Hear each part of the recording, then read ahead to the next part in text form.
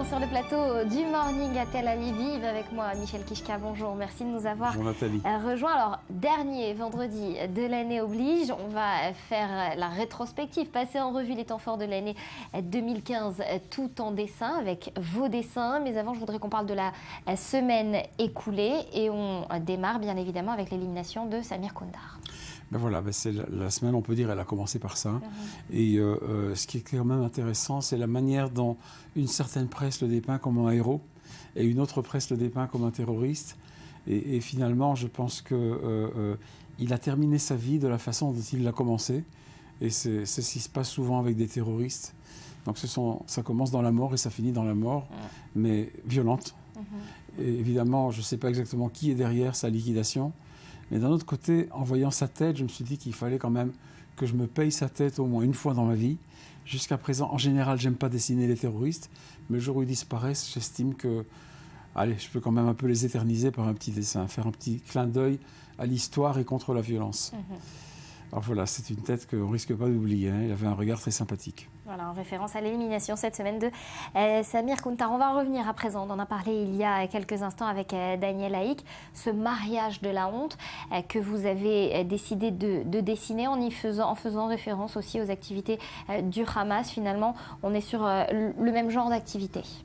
Oui, vous savez, on parle beaucoup de qu'est-ce qu'est le Hamas et qu'est-ce que représente finalement, numériquement parlant, ces hérétiques du judaïsme d'extrême droite qui est en Israël. Mais n'empêche que moi je trouve qu'il y a quelque chose, c'est-à-dire si je pouvais les comparer à quelque chose, je les comparerais plutôt à Daesh qu'au Hamas. Je veux dire par là, Daesh est une espèce d'hérésie de l'islam et cette extrême droite ultranationaliste et ultra raciste aussi est comparable plus ou moins à ce que est Daesh dans le monde musulman.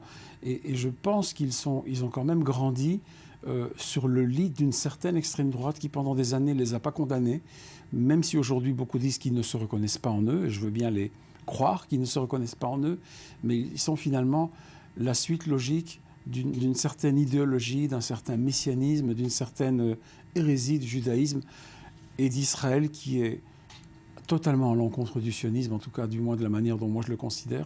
Donc c'est pour ça que je me suis permis de faire cette comparaison, de les habiller comme des gens extrémistes du Hamas.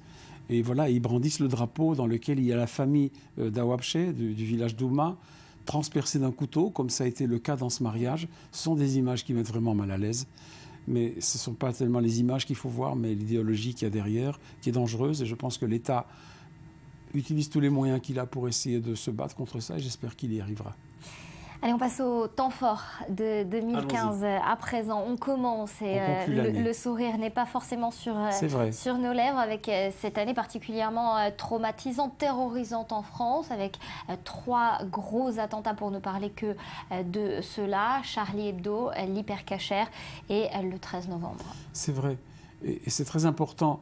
Je me rappelle de ce dessin de l'Hypercacher que j'avais fait un peu léger, comme ça, un peu naïf, tellement que c'était dur de dessiner sur ces événements. Et puis même celui-là qu'on vient de voir sur la chute des feuilles en automne au moment des attentats du 13 novembre, Bataclan et tout ce qui s'est suivi, au niveau du nombre aussi de victimes. C'est pour ça qu'il y a tellement de feuilles mortes sur le trottoir de la Seine, là.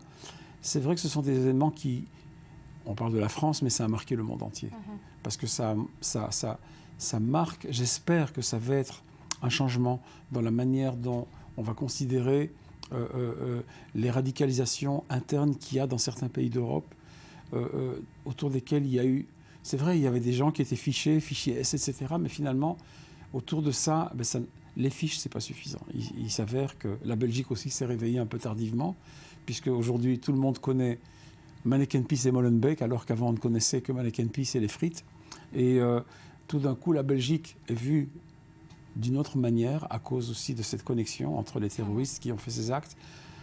Et je trouvais que remontrer ces dessins, c'était un peu nous remémorer l'année qu'on a passée. Je pense que c'est une année dont beaucoup se souviendront, 2015. Justement. On va revenir également sur 2015, l'année de cet accord signé entre les puissances occidentales, les 5 grandes puissances et l'Iran. Un accord qui a fait vrombir en tout cas de colère Benyamin Netanyahou.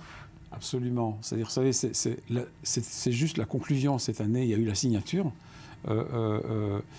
Mais c'est vrai qu'il y a eu des pourparlers très longs. Et puis aussi, on n'a aucune perspective pour juger des conséquences de cet accord.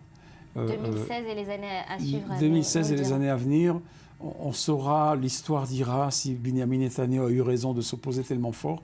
Mais ce qui est sûr, c'est qu'il a influencé toute la politique israélienne extérieure par rapport à cet événement et négligé les problèmes internes d'Israël. Ça, c'est une chose que moi, je n'oublie pas en tant que citoyen israélien et dessinateur. Je voudrais qu'on s'arrête, Michel, un instant rapide sur cette image que vous avez reprise un peu différemment. Aylan Kurdi, un nom, une photo et une effroyable image qui a bouleversé le monde. Absolument. Vous savez, cette image, elle a non seulement été montrée partout, mais elle a aussi fait débat. Est-ce qu'il fallait la montrer ? Et elle a été hyper médiatisée, mais ça aussi, on pourra dire qu'elle aura eu le pouvoir de sensibiliser d'une façon très particulière. Et puis justement, le père d'Aylan Kurdi s'est exprimé cette semaine. Il a appelé en cette période de Noël, justement, le monde à ouvrir ses portes aux réfugiés. Écoutez. Personne n'a oublié le sort du petit Aylan. La photo de son corps noyé avait pris d'effroi le monde entier. En cette période de fête, son père fait appel à la solidarité. Mon message est que je voudrais que le monde entier ouvre ses portes aux Syriens. Si quelqu'un claque la porte à la figure d'une personne, c'est très très difficile. Lorsqu'une porte est ouverte, on ne se sent plus humilié.